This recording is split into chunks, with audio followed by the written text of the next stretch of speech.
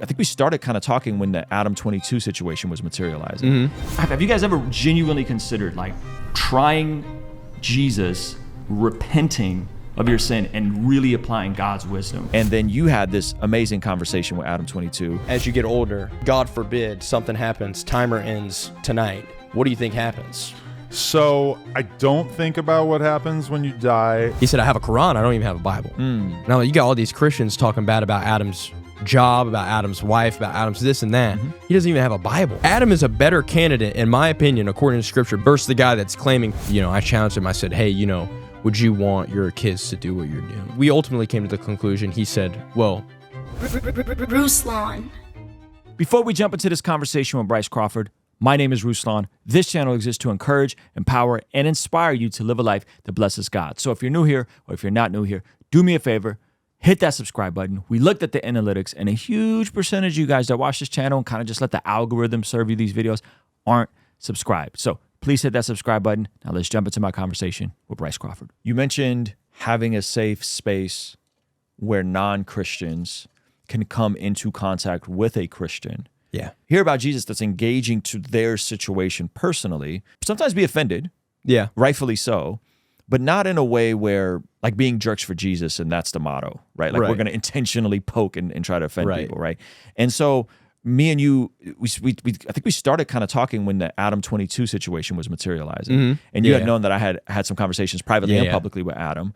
And then you had this amazing conversation with Adam22 where he comes on your podcast, which by the way, Adam still haven't came on my podcast, dude. Cut the camera on me.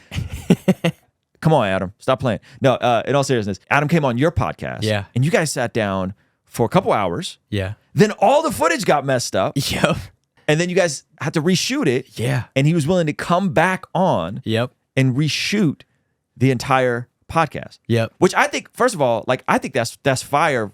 If Adam, you're watching this, that he was willing to come back and redo the whole thing. That's a busy dude.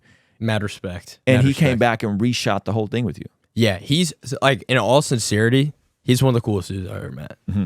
Like, in all seriousness, one of the coolest dudes I've ever met. Super nice, cares about his family, cares about his child, cares about his wife. And I think that's great. He was a super solid dude. And when I texted him, I felt so bad when we lost the footage. It is so awkward because that leading up to that, like we had it scheduled and then he got super sick. So literally from the initial schedule point, it took us a month just to get him on the first time. Then we lost the footage and I'm like, it was so awkward. I sent my voice and went, hey, Adam, we just lost we had recorded for 2.5 hours. How did the footage get lost?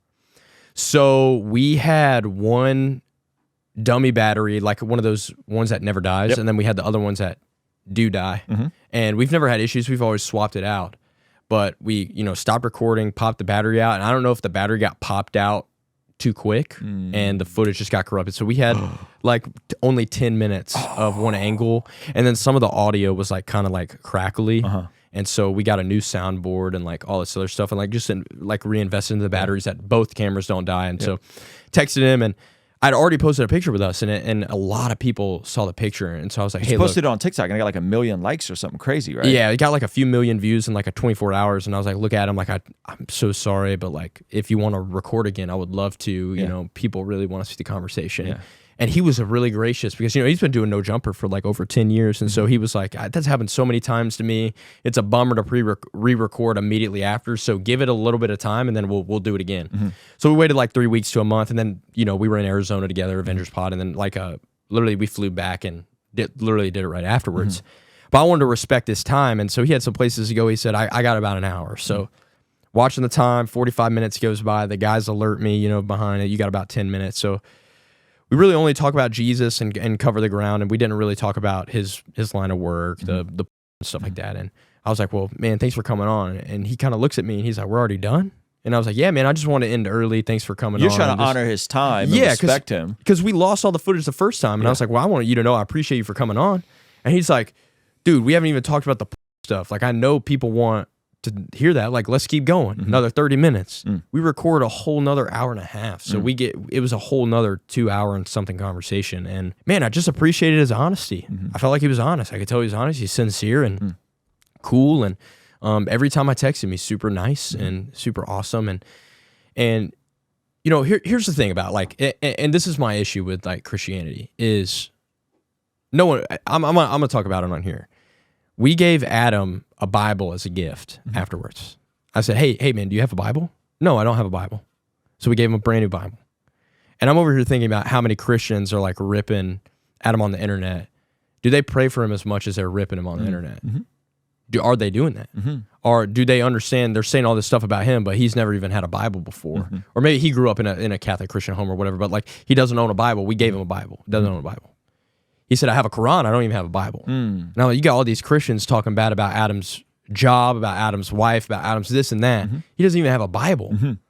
So we gave him a Bible, and he let me pray for him. It was in the podcast, and just like creating these space. And I love that about Jesus is because like, when Jesus is sitting with the tax collectors and the sinners and then the Pharisees show up at Matthew's house, he doesn't go, oh shoot, where's the back door? I got to get out of here. He's with them, recognizes, but calls them out of their lifestyle of sin in the same way. Like we should be able to love people like Adam, love people like in any sort of line of work, line of the world, like whatever sin struggle, this X, Y, and Z. And also, too, like Adam doesn't believe in Jesus, so it shouldn't shock us that his behavior is modeling the fact that he doesn't believe in Jesus. It's like everyone gets all these Christians get all mad at Adam22. And they're like, no, I love Adam. And I actually completely respect the fact that his life reflects that he does believe in Jesus. That means he's being honest and sincere. And Jesus says, blessed are the pure in heart, for they shall see God. The only way God can move in someone's life is if you come to him with a sincere heart.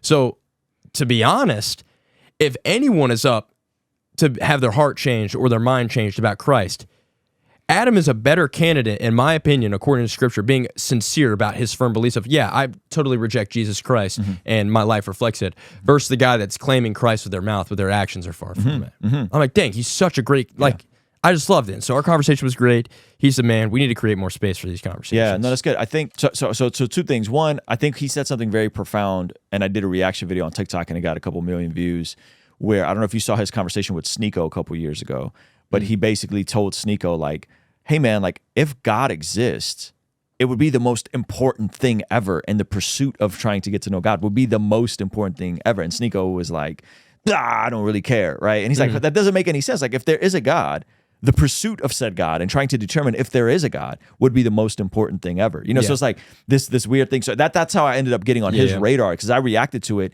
and was like, yo, he's spot on in terms of like the conclusion of if there is a God. One, that's the most important question. Two, it's the most important pursuit is getting to know said God, right? Our purpose is to know God and make him known. So I think that he's consistent in that regard. It's just from his standpoint, he's behaving based on his presuppositions as most people would behave with those same presuppositions and conclusions. Right? So I think you're spot on in that. And then, I think that the criticism of it, I understand the criticism of it. I understand someone that's selling or propagating a degree of poison, right? Yeah, for sure. Absolutely. The issue becomes how we as followers of Jesus are to engage with said person. And I think what you echoed is found in 1 Corinthians chapter 5, where Paul is writing, and he says, I wrote to you in my letter not to associate with sexually immoral people, not at all meaning the people of this world who are immoral or the greedy and the swindlers or idolaters. In that case, you would have to leave this world. But now I am writing to you that you must not associate with anyone who claims to be a brother or sister, but is sexually immoral or greedy and adulterer or a slanderer or a drunkard. Do not even eat with such people, right? So he's saying, hey, I've already wrote to you guys, don't associate people sexually immoral. I wasn't talking about the world, because if I was talking about the world, you wouldn't be able to associate with anybody. This is in Corinth. They're wilding out.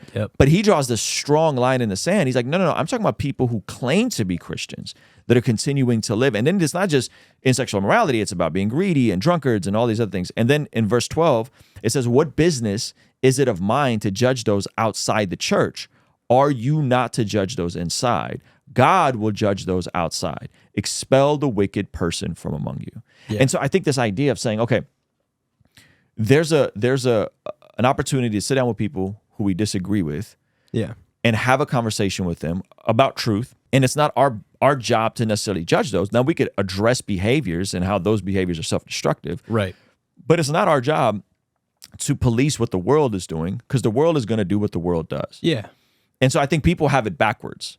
People want to really judge the world and police the world, and then turn a blind eye when Christians or their pastors or a clergy or a leader in the church is wilding out. Yep. And then come down hard on an Adam22. Yep. And I think it should be the opposite. I think we should be more discerning of people in the church than trying to rail against the people that are spiritually dead, acting like people who are spiritually dead. Yep. I totally agree. I mean, one of my favorite things that Adam was talking about was he said, man, if God revealed himself to me right now, then I would 100% believe in him. Mm-hmm.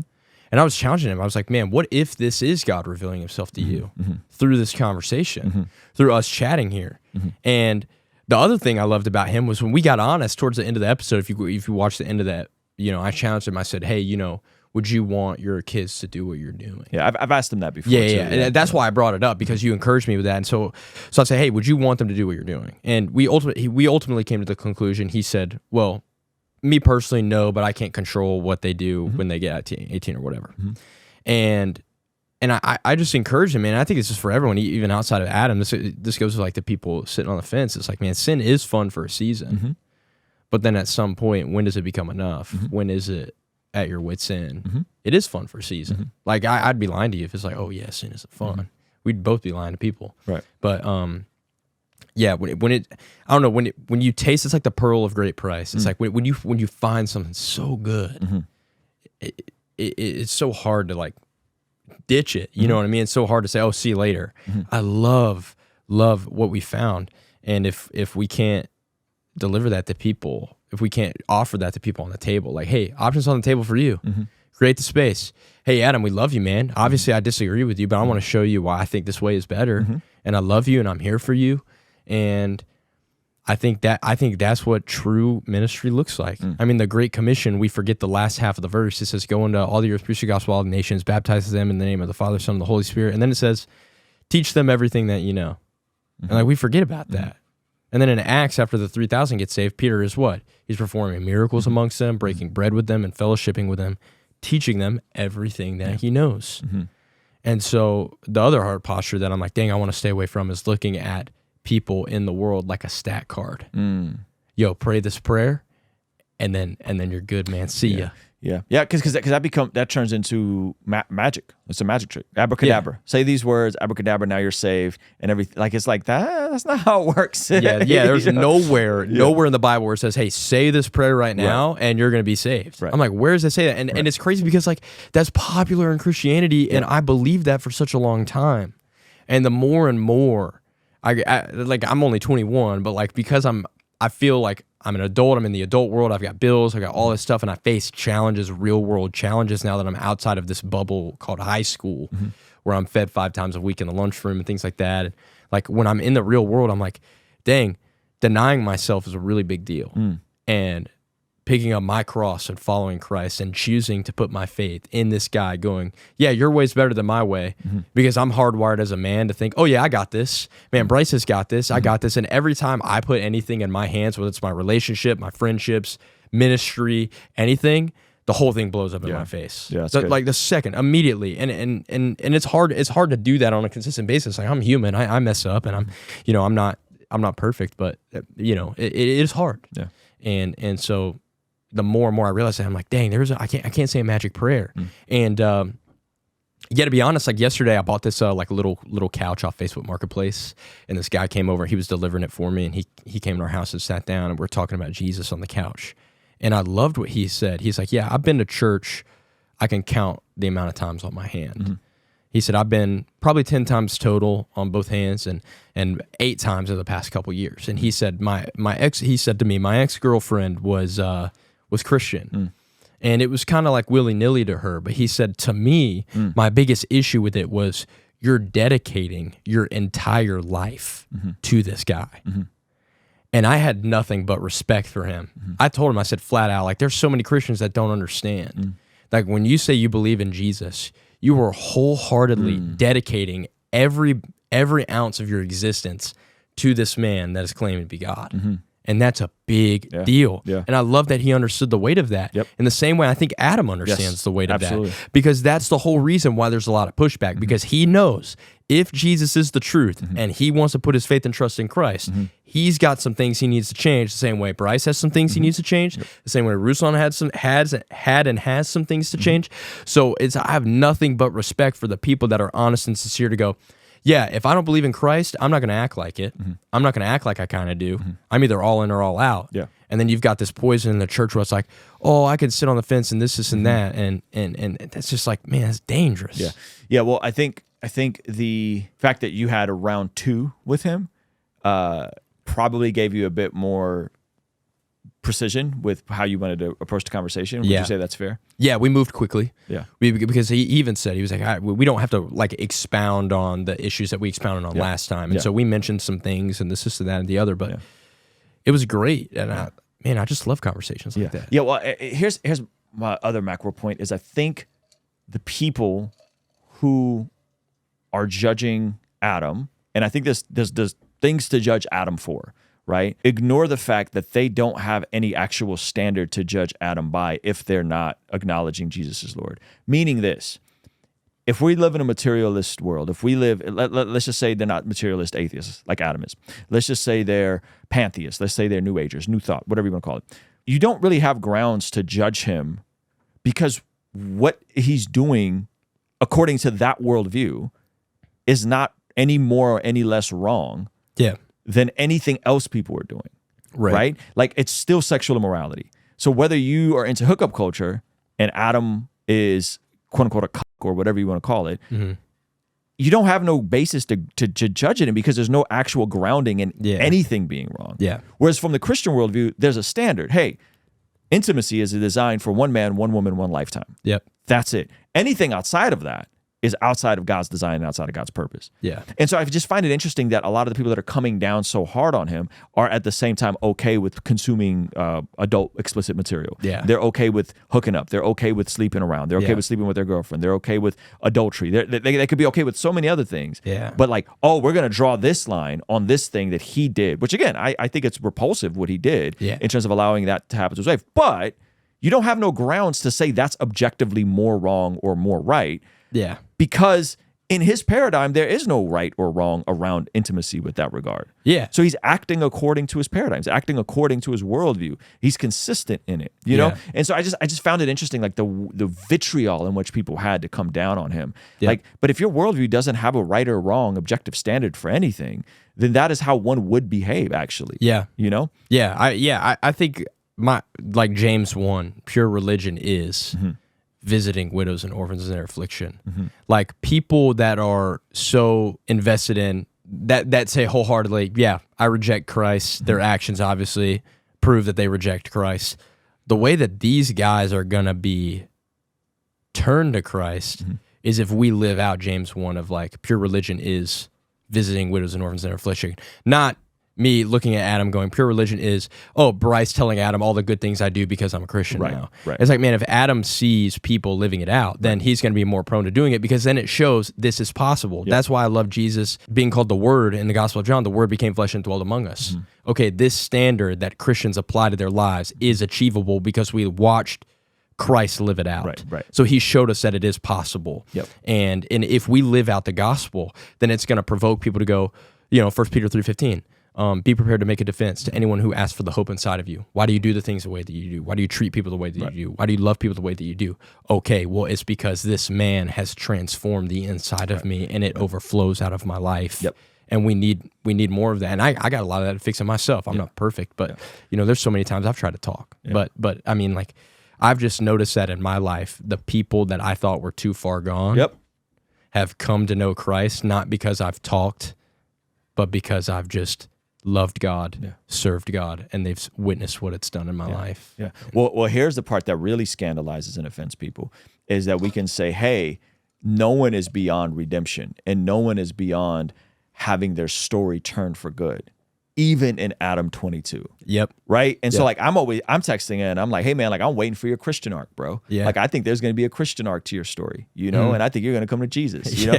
And so I think that's the part though, is that if and when God willing, Adam does surrender to Jesus, that's going to scandalize people because they're going to be like, he's done this many things and he's this and he's that and he's done this and he's that. And it's like, and even he can come to Jesus and the story change and it be rewritten as something beautiful. Yep.